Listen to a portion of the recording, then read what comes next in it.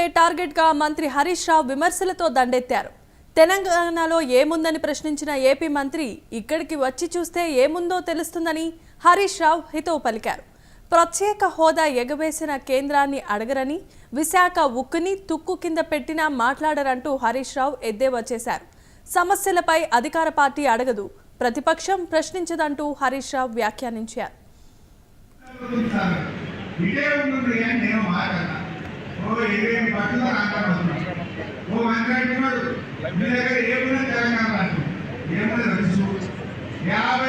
లక్షల ఎకరాల్లో యాసంగి పంట ఉన్నది మంత్రి గారు.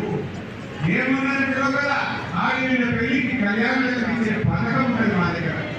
ఏమున్నదంటున్నావు కదా, మా బోర్ బాయి కాడ 24 గంటల కరెంట్ ఉన్నది మంత్రి గారు. ఏమున్నది అంటున్నావు కదా, మా దగ్గర కేసీఆర్ కిట్టు పథకం ఉన్నది మంత్రి గారు. ఏమున్నదంటున్నావు కదా, మా ఎకరానికి రైతుకు ప్రతి సంవత్సరం ప్రతి పంటకు ఎకరానికి 10,000 ఇచ్చే రైతు బంధు పథకం ఉన్నది మంత్రి గారు.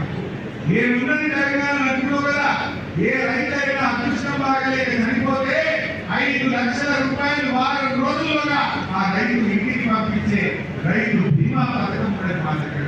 ఏమున్నదంటున్నావు కదా, 26 ప్రభుత్వ మెడికల్ కాలేజీలు పెట్టి పిల్లలకు చదువులు, పేదలకు వైద్యాన్ని అందుబాటులోకి తెచ్చిన ప్రభుత్వం ఉన్నది తెలంగాణ. ఏమున్నదంటున్నావు కదా, ప్రత్యేక హోదా ఏమంటే నోరు పెడతలేదు. విశాఖ ఉక్కును తుప్పు కమ్మినా, ప్రత్యేక హోదా ఎగబెట్టినా మాట్లాడని పరిస్థితుల్లో మీరున్నారు. అధికార పక్షం అడగదు, ప్రతిపక్షం ప్రశ్నించదు.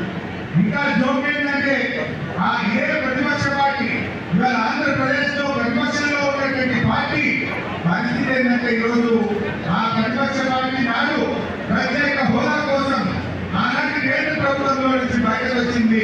ఇవాళ అదే కేంద్ర ప్రభుత్వం, అదే బీజేపీ పార్టీ యొక్క ప్రారంభం కోసం మాట్లాడుతున్నటువంటి పరిస్థితి ఈ రాష్ట్రంలో ఉన్న ప్రతిపక్ష పార్టీలు. అంటే ఇలా ప్రజలకు గాలి వదిలేసిండు.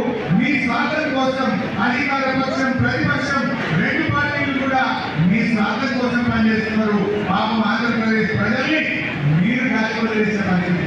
చెప్పాలంటే చాలా చెప్పగలుగుతాం. అనవసరంగా మా జోలికి రాకండి, మా గురించి ఎక్కువ మాట్లాడక